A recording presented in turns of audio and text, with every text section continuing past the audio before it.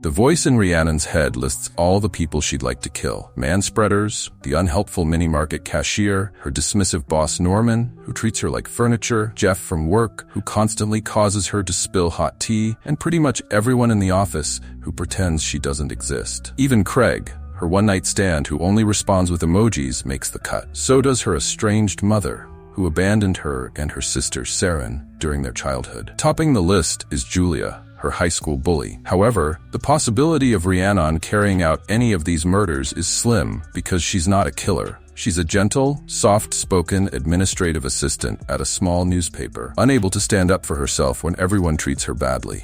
Her life takes a turn when she visits her terminally ill father, Tommy, at the hospital. Tommy notices the burn marks from hot tea on her hand and urges her to learn to stand up for herself. But when he begins coughing after eating a piece of cake, Rhiannon's inability to confront a distracted nurse, engaged in a heated argument with another man, leads to a tragedy. Her father dies. Rhiannon leaves the hospital devastated. With no vibrant social life, her father was the only person who truly saw her for who she was. At the funeral, she clings to her chihuahua, Tink, for comfort and struggles through the service, where she's repeatedly referred to by the wrong name. Her sister Saren, who's been distant for years, dominates the spotlight. Rhiannon dies a little inside when she realizes that her high school bully, Julia, now all grown up, is in attendance, invited by Saren. Overwhelmed, she leaves the service, seconds away from pulling her hair out, but freezes when she sees the funeral staff tossing her dad's picture away like garbage. At the reception, the humiliation piles on. Rhiannon's aunt mistakes her for staff and orders her to clear the table. When Rhiannon introduces herself, her aunt assumes she's the sister who lives abroad. The realization that her extended family barely acknowledges her existence is a devastating blow. Then Rhiannon finally meets Julia, but the interaction is painfully awkward. What have you been up to?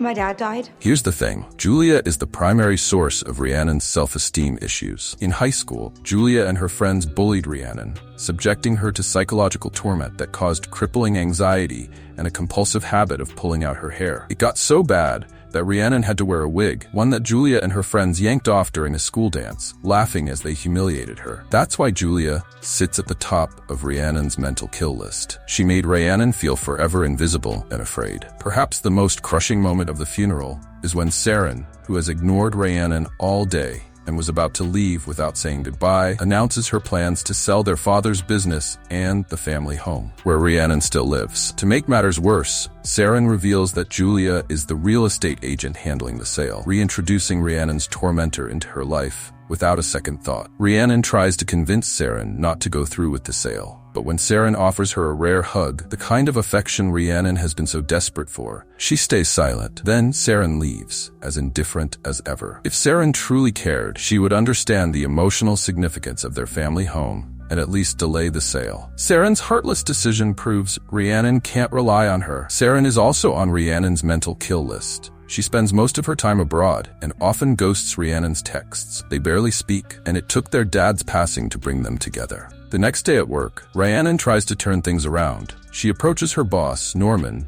and asks to be considered for a junior reporter position. She even mentions some stories she's been following up on, but Norman just smirks and calls her Sweetpea. He tells her she doesn't have the killer instinct needed for the job. When Rhiannon says she's willing to learn, Norman laughs and tells her to come back when she's got it. To prove his point, he hands her resume back and tells her to throw it in the trash on her way out, which she does. Fuming at her desk, Rhiannon grabs her father's knife and starts shredding letters to calm herself down. Suddenly, a new guy, AJ, shows up looking for Norman. AJ is polite and even notices the knife in her hand, jokingly asking if it's a bit much for opening letters. Embarrassed, Rhiannon hides the knife and says it was a gift. AJ introduces himself, but their conversation is cut short when Norman appears and immediately hires him for the same job Rhiannon wanted. Though AJ seems genuine, his easy hiring, thanks to his family's connections, only deepens Rhiannon's sense of injustice. So Rhiannon follows AJ out of the office, gripping the knife so tightly that it accidentally cuts her hand and drops to the ground. AJ turns around, scared, thinking he's about to get mugged. But Rhiannon quickly steps on the knife to hide it and stammers out a lie, claiming AJ forgot to fill out a new employee form and that she needs his email. AJ gives her his email and apologizes if he took the job job she wanted, completely unaware of how close he came to being her first victim. That night, while walking her dog, the only companion she has left, Rhiannon notices a giant billboard of Julia advertising her real estate business. The sight triggers her, and she starts pulling out her hair,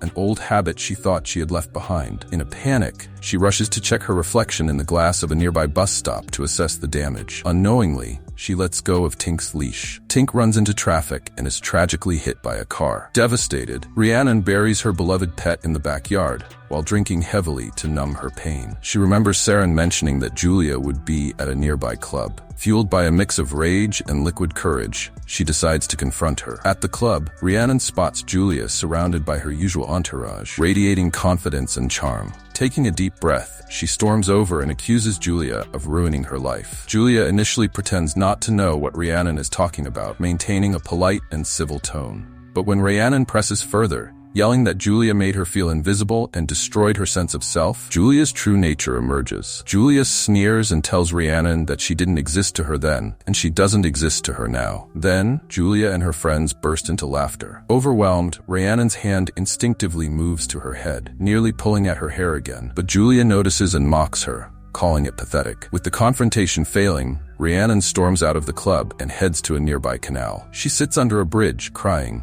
Suddenly, a stranger starts urinating nearby, unaware of her presence. When his aim veers toward her, she kicks him in anger. The stranger slurs, stepping closer and becoming aggressive. Rhiannon snaps. She pulls out her father's switchblade and brutally ends him. Each thrust is an outlet for years of pain and invisibility. He gasps, his eyes wide with shock, but she doesn't stop. "Do you see me now?" she screams. When it's over, she stares at the lifeless body, and reality begins to sink in. She shakily drags the man's body to the edge of the canal and rolls it into the dark water. She buttons up her raincoat, concealing the bloodstains, and walks away. At home, the events replay in her mind. She stands in front of the bathroom mirror and roars. For the first time, she feels seen by herself. The next morning, Rhiannon wakes up feeling unusually happy until memories of the previous night hit her. She notices a bloodstain on her neck, her bloody clothes, and the knife she used. Panicking, she stuffs everything into the washing machine but freezes when the doorbell rings. It's Craig, her one-night stand,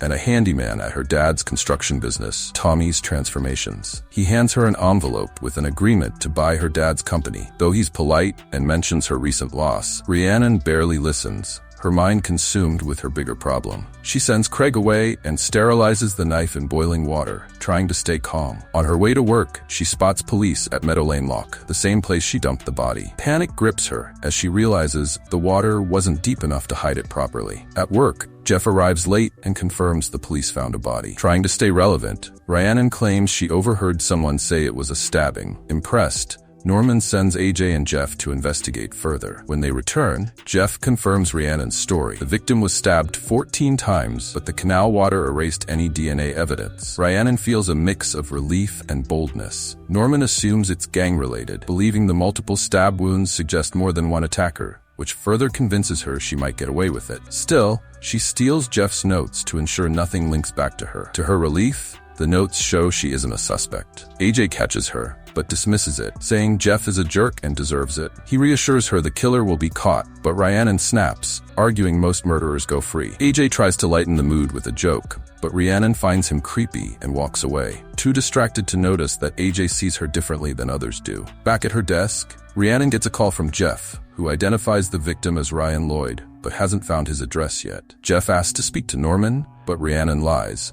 saying Norman isn't available. Seizing the chance, she pressures Norman to send her to interview Ryan's family, claiming Jeff is stuck with a flat tire. Norman agrees and sends AJ along with her. On the way, AJ notices Rhiannon seems distracted. She admits it feels strange questioning a grieving family while mourning herself. When AJ asks how she's coping, she says she sometimes feels angry, and it all comes out suddenly. AJ shares a lighthearted story about breaking his toe in frustration after his grandmother's death, earning a small smile from Rhiannon, but her mind quickly shifts back to their task. Convincing Ryan's mother to talk is difficult, but Rhiannon and AJ promise a touching tribute to Ryan. For Rhiannon, this is both a career move and a way to learn more about her victim. The house is full of Ryan's belongings, photos, and a personalized mug. Rhiannon freezes when she spots a picture of Ryan with a little boy. Assuming it's his son, she carefully asks about him but learns it's Ryan's nephew, who idolized him. Although this revelation makes Rhiannon feel slightly relieved that she didn't leave a child without a father, it still hits hard to realize her victim had a loving family. Excusing herself, she heads to the bathroom, but detours into Ryan's bedroom. There, she finds a restraining order in the trash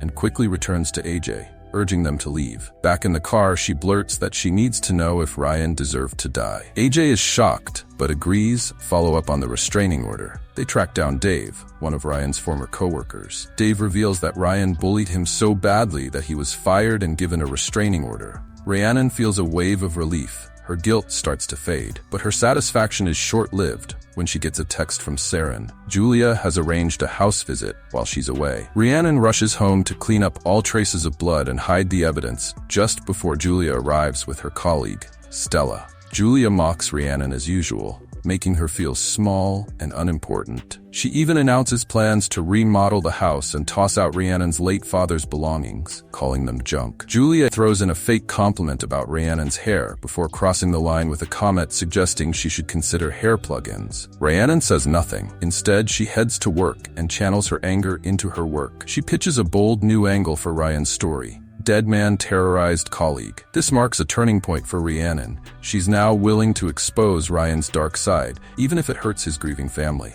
Her pitch faces resistance. AJ hesitates, Jeff is firmly against it, and even Norman finds it distasteful given Ryan was murdered. But Rhiannon, with newfound confidence, persuades Norman to approve it. Protocol dictates Jeff will write the story since he was assigned to Ryan's case, but Norman assures her she'll still get credit. For the first time, Norman acknowledges her contributions and invites her to a team gathering at a karaoke bar. While Rhiannon still grapples with the emotional weight of her actions, she can't deny the advantages they've brought her. Ironically, the murder has boosted her career and social standing. For the first time in a long while, she feels seen, and she's ready to embrace this new version of herself. At the bar, Craig approaches her again about buying her dad's business, insisting he's the perfect fit. Rhiannon firmly refuses, saying she doesn't trust him. She spends the rest of the evening with AJ, growing closer to him. Though not romantic, their bond feels meaningful, and Rhiannon starts to open up in ways she rarely does. Later, she surprises everyone by confidently singing Roar on stage, drawing attention from the crowd. Her moment is interrupted when police arrive to question patrons about the murder. Rhiannon slips into the bathroom to hide.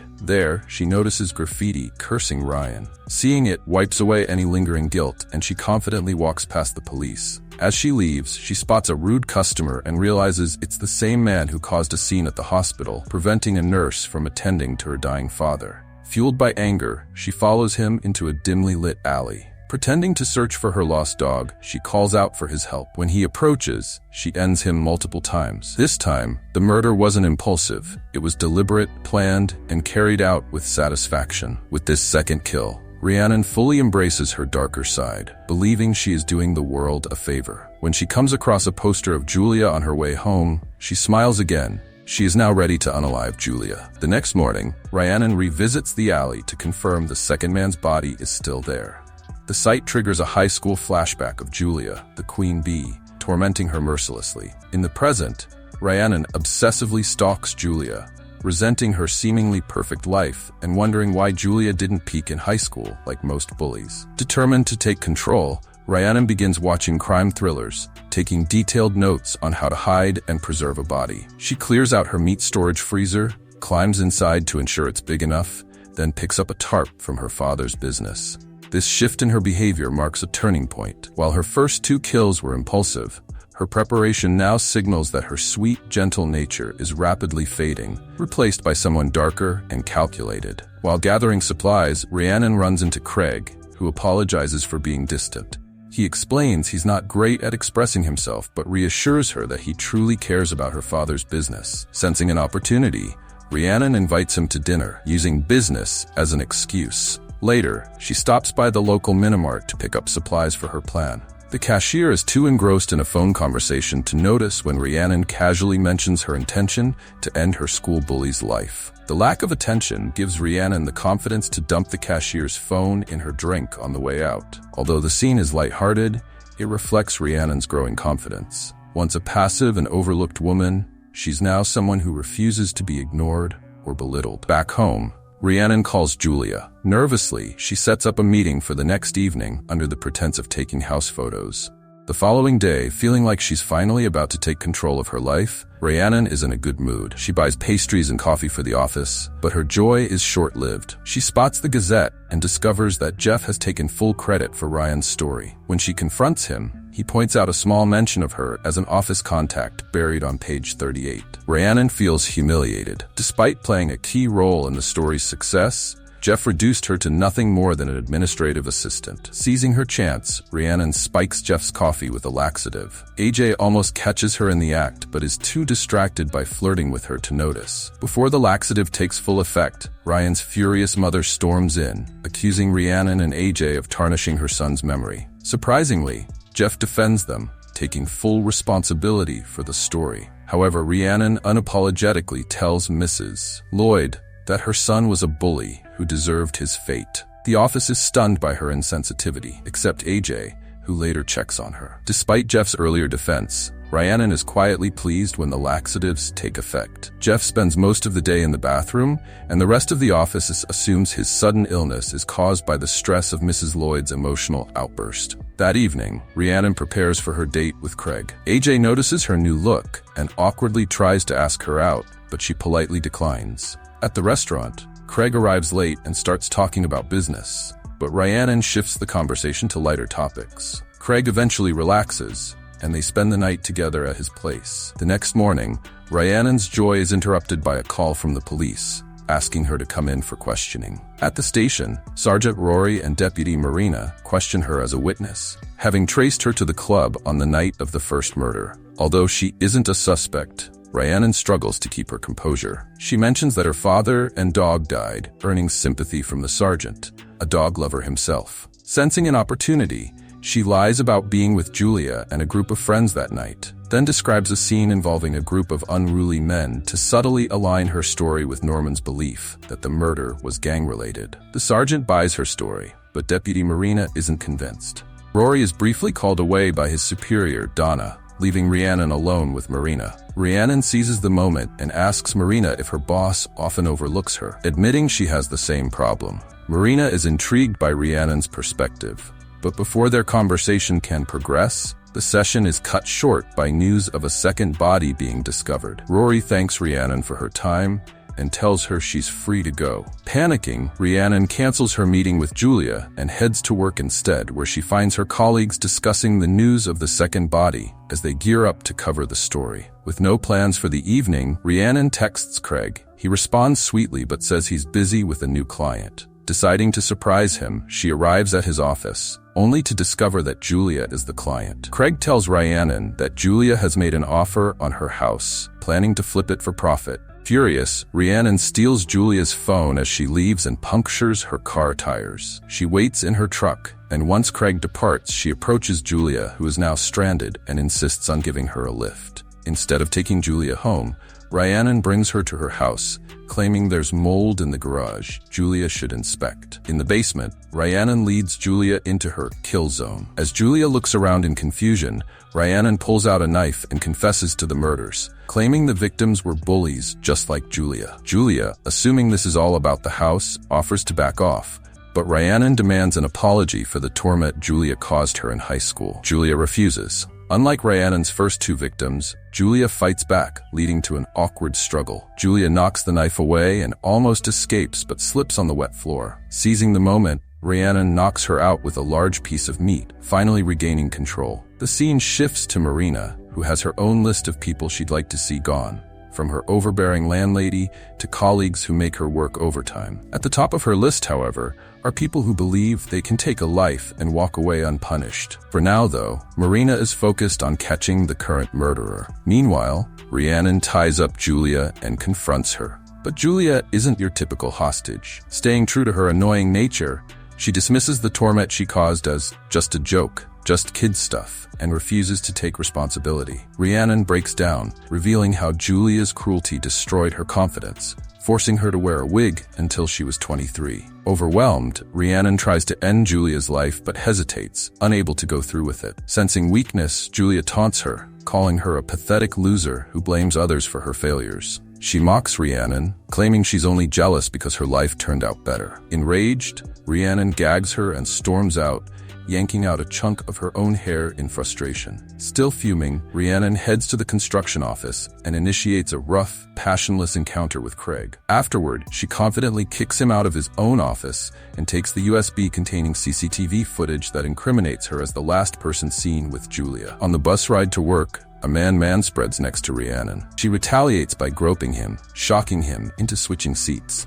This amuses Rhiannon, reinforcing her sense of newfound power. Rhiannon boldly demands a promotion to junior reporter, claiming she has a big scoop. While Jeff objects, Norman recognizes her potential and agrees to a probationary period after she hints at a story involving a possible third victim linked to a recent kidnapping. Norman, impressed by the idea, gives her the green light for her first reporting assignment. AJ congratulates her and shares that the second murder victim was an exploitative landlord who preyed on vulnerable tenants. He believes that the killer might be a vigilante, a modern-day Robin Hood. Rhiannon smiles, feeling good knowing her victims were bad people, which made her actions feel right. At the station, Marina struggles to assert herself. Donna brushes off her concerns and piles more paperwork on her desk, insisting she focus on a gang of men spotted by Rhiannon at the club. Frustrated but determined, Marina combs through the CCTV footage and notices a discrepancy. Rhiannon claimed she stayed late at the club. The footage shows her leaving at around the same time they believe Ryan was murdered. Suspicious, Marina tries contacting Julia, but gets no response. At the same time, Rhiannon continues exploiting her criminal behavior to advance her career. Pretending to be concerned about Julia, not responding to her messages about her house inspection, she contacts Julia's friend, Lucille. Lucille reveals that Julia is missing, and Rhiannon offers to write a story in the Gazette to help locate her. Going to meet some contacts for the story. Yes! Who knew, eh? Rhiannon meets with Julia's friends to gather material for the article. She finds no leads about enemies or stressful situations in Julia's life that might explain her disappearance. However, the girls are impressed by Rhiannon's newfound confidence, and one even sympathizes with her past experiences of being bullied by Julia. They invite her to hang out sometime. Later, Rhiannon visits Julia's fiancé, Marcus, under the pretense of writing a story to help find her. Probing for signs of tension in their relationship, she finds nothing. Marcus insists it's completely out of character for Julia to disappear without contacting anyone and reveals that he's already reported the case to the police. While Marcus steps inside to retrieve a photo for the article, Rhiannon steals a wine bottle and Julia's top, even spilling tea on the sofa. Back at the office, Rhiannon's article is published, and she celebrates with AJ, though it feels a bit awkward. She's proud of her work, but also sees the details about Julia's life as a way to back up her story if anyone starts asking questions. Her celebration is interrupted when Saren calls, informing her that a surveyor has been sent to inspect her house. Panicked,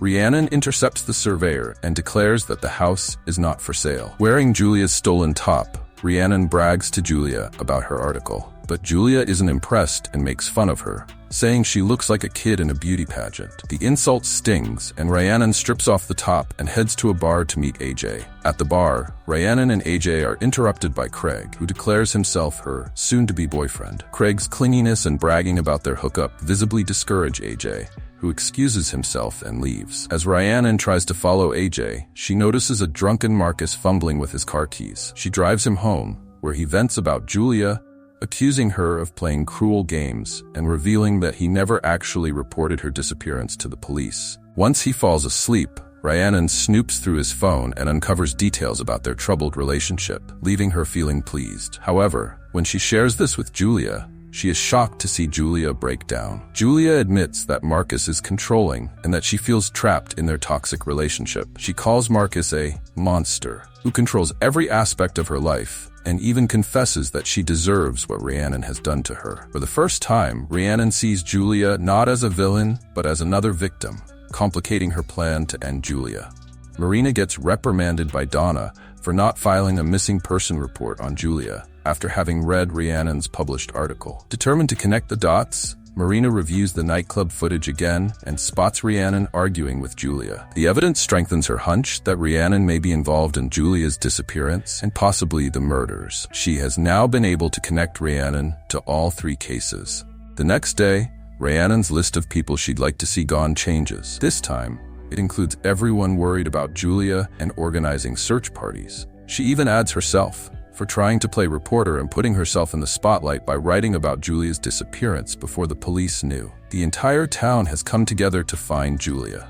Pamphlets, posters, and even bus stop messages flood the streets, showing just how loved Julia is. There's even a big gathering at the community center to organize search teams. All of this only fuels Rhiannon's growing resentment. Meanwhile, at the police station, Marina shares her theory. She thinks Rhiannon is behind Julia's disappearance and the recent murders, but her boss, Donna, brushes her off, telling her to focus on Marcus, Julia's boyfriend. Marcus is the main suspect because he was at the karaoke bar when the second victim was killed and didn't report Julia missing until the news broke. Donna, unprofessionally, adds, "It's always the boyfriend, isn't it?" Later, AJ stops by Rhiannon's house after she takes a sick day. There's still tension between them after Craig ruined their last date. AJ says he's checking on her because Norman sent him.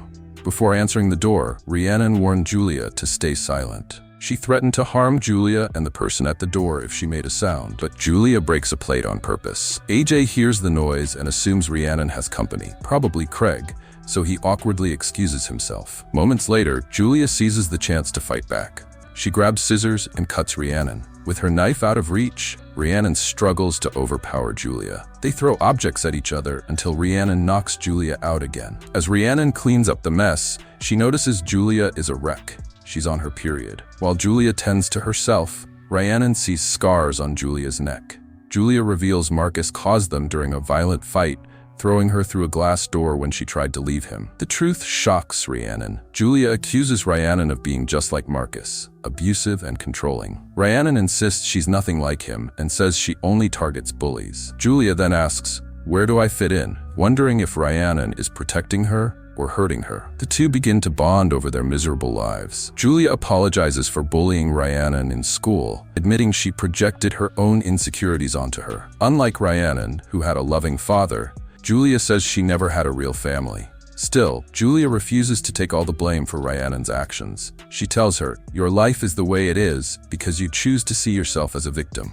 Meanwhile, Marina finds Julia's car parked at Rhiannon's late father's construction shop. Suspicious, she searches for CCTV footage but discovers it's missing. She decides to question Craig. Craig, nervous about the police interest, texts Rhiannon to warn her. She realizes Craig might not hold up under pressure, so she goes to see him. Julia offers to help with her makeup for the visit, and at one point, Julia gets the chance to stab Rhiannon in the eye with an eyeliner pencil, but she hesitates. Instead, she shares a chilling memory of Marcus forcing her to eat lipstick as punishment for forgetting to wear makeup. Julia then wonders aloud if their lives would have been different if they had been friends in school, sparking an uneasy moment of vulnerability.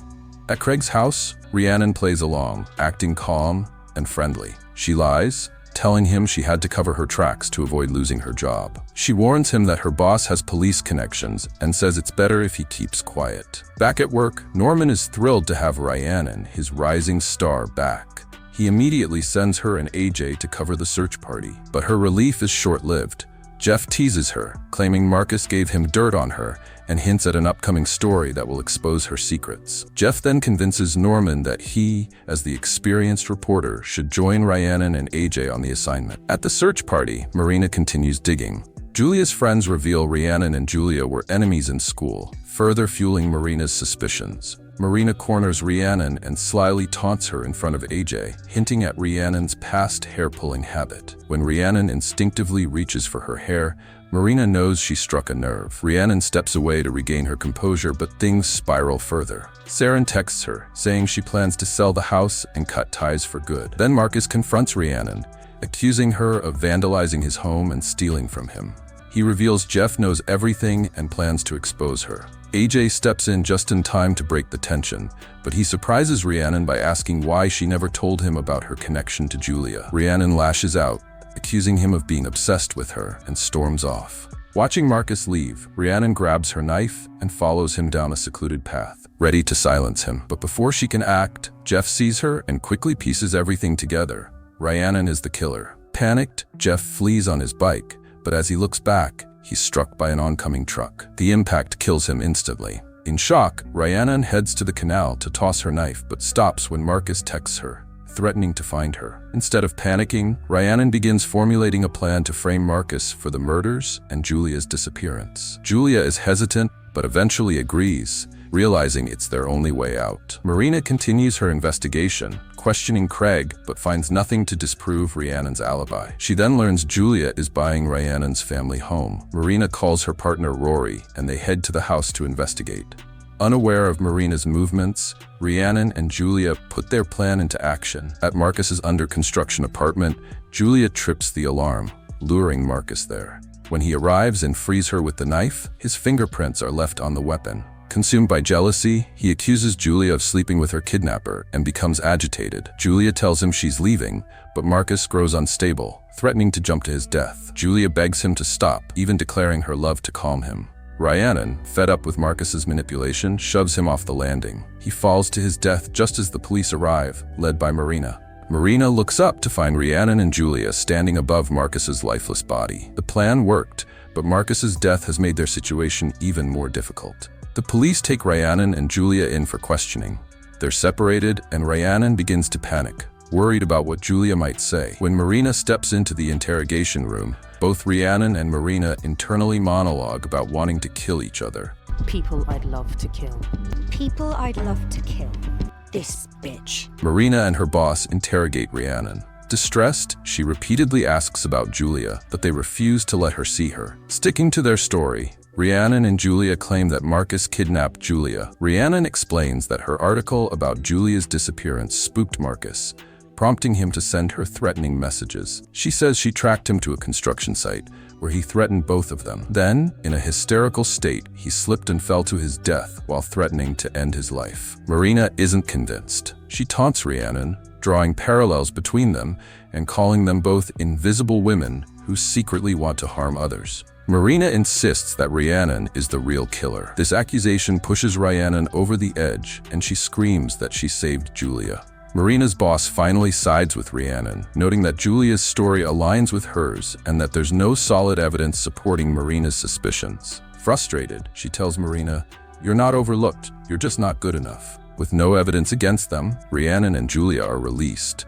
However, Rhiannon notices Julia is avoiding her. Even when Craig picks her up from the station and they stop by Julia's house, all she sees are reporters swarming the place. Luckily, AJ shows up out of nowhere, hugging Rhiannon tightly and relieved that she's safe. Moved by his concern, Rhiannon apologizes for being rude to him before. At that moment, AJ finally confesses that he likes her, catching her off guard. Rhiannon is touched but doesn't get the chance to respond because Craig impatiently honks the car horn, breaking the moment. Rhiannon arrives home to find her dad's ashes delivered.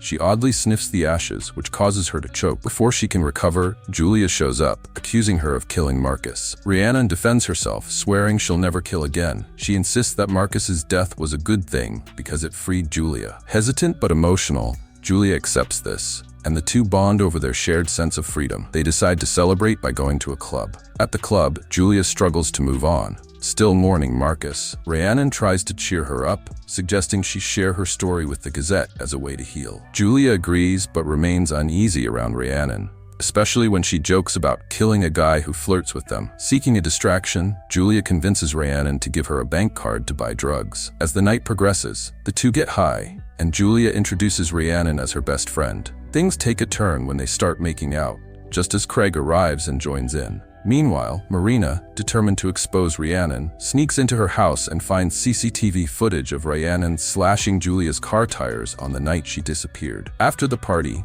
Rhiannon, Julia, and Craig head to the roof to watch the sunrise. As Rhiannon scatters her dad's ashes, she reflects on finally standing up for herself, just as her dad would have wanted. She notices a sweet text from AJ, responding to her drunken confession that she likes him too.